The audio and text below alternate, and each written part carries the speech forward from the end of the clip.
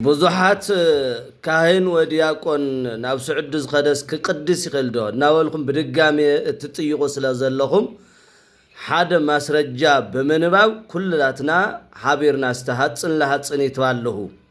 ከም ዝብል ሰሎሞን ጠቢቡ ኣብ ቀለምንጦስ ቀኖና ዘቀለምንጦስ ዝተባሃለ ቁፅሪ 12 ታይብል ቀኖና በእንተ ፍልሰተ ካህናት እመዎ ካህን ዝሆረ እምብሄሩ ሃበ ካልእ ብሄር ዘእንበለ በማየት ኤጲስቆጶስ ዘሴመ ካህን እይትወከፉ ውስተ ህልቆ ካህናት ወለእመ ተወክፉ ይሰደድ ውእትኒ ወዘወተወክፎ ወለእመ ኮነ ስዱድ አው ጉዘ ወፃ ወእንተ ግብሩ ዘተሰደባቲ በሁነተ ስተቱ ለይና ተሰደቱስ ማሐሳቡ ውእቱ ወመሳቲ ለቤተ ክርስቲያን እግዚአብሔር ወውህደ ሃይማኖት እና ታዩለና መስልኩም 12 ስለ ካህናት ምስዳድ ካሃገር ካላሃገር ምኻድ ካህኑ ዝሾሞ ኤጲስቆጶስ ከይፈቀደሉ ሊቀ ጳጳስ ከይፈቀደሉ ሃገሩ ገዲፉ ናብ ካልእ ሃገር ዝኸደ ካህን እንተሃልዩ ካህን ቆፂሮም አይቀበልዎ ይብለና እንተ ተቀቢሎም ግን ዝተቀበለውን ይባረር እርሱውን ይባረር ክልቶም ይባረሩ ዝተባረረ እንድሕር ኮይኑ ወይም ዝተወገዘ እንድሕር ኮይኑ ወይም ዝወፀ እንትኮይኑ በዚ ብስሕተት መንገድ ብዝተባረረላ ምኽንያት ኮይኑ ምብራሩ ይንዋሕ ይበለ ናይ እግዚአብሔር ቤተ ክርስቲያን ዘሰሓሐተ ሃይማኖቱ ዝጎደለ ሓሻው እዩሞ ይብለና እዚ ስርዓተ ቤተ ክርስቲያን ያው ስለ ስዑድ ልብል ቀጣል ተጻሐፈ ቃል የለን ላብ ካልእ ሃገር ማለት ኩሉ ሃገር ዝኾነ ማለት እና በዚ ምኽንያት እዩ ሓደ ደሞ ኣብ ዘዋታትና ክርከላ ኣብ ሓደ ዘዋ ይክልከል ኣብ ሓደ ዘዋ እውን ይፍቀደሎ ማለት እዩ እዚ በስርዓተ ቤተ ክርስቲያን እንደገና ቤተ ክርስቲያን ውሳኔ ክትወሉ ይግባእ ማለት እዩ ቀጣ ስዑድ ዝብልኮ ኣብዚ 10 ዓመት እዚ መጽኡ ዘሎ ስለዚህ በዚህ ምክንያት በስርዓተ ክርስቲያን መሰረት ቤተክርስቲያን ውሳኔ ክትወል ዝግባእ ማለት እዩ እና ርግጽ እዩ ብዙሓት መምህራን ስዑዲ ላው ዝምኻድ ማለት እዩ እዚ ቀልል እዩ እናበሉም ዝናገሩ ቦታት ኣለው እዝም ሳቶሙን ቅንዕነት ርእዮም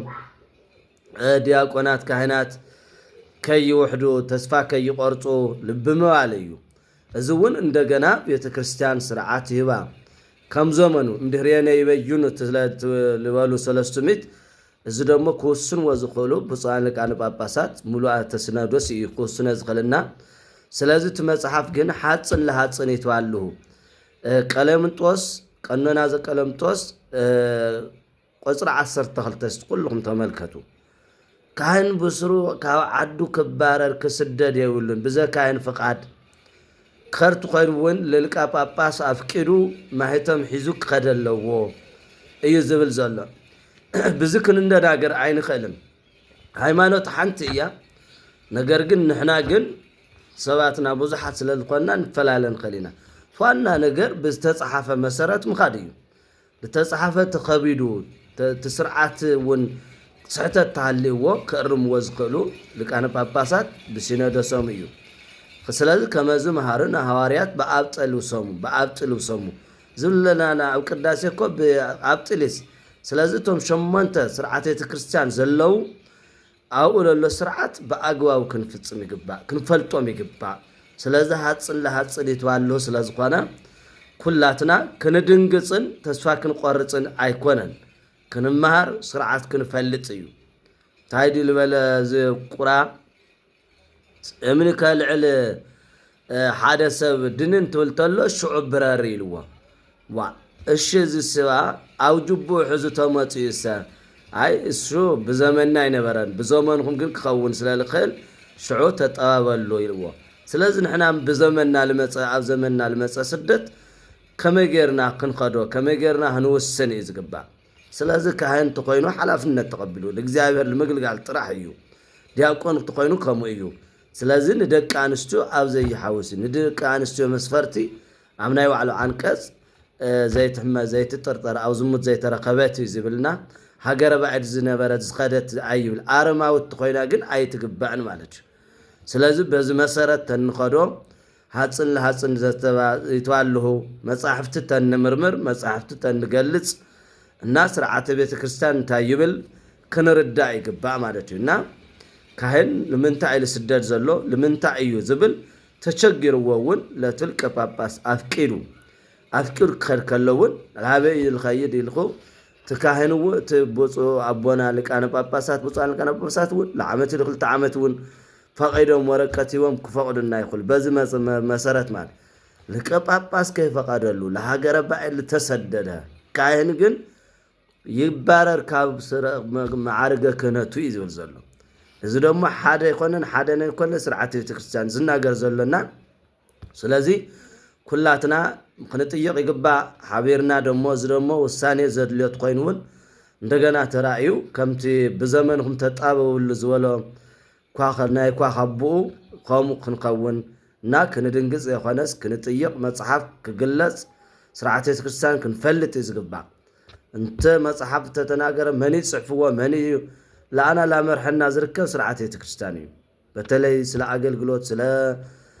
ክህነት ስለ ድቁና ስለ ምልኮስና ዝብል ስርዓተ ቤተ ክርስቲያን ይዝመርሐና ማለት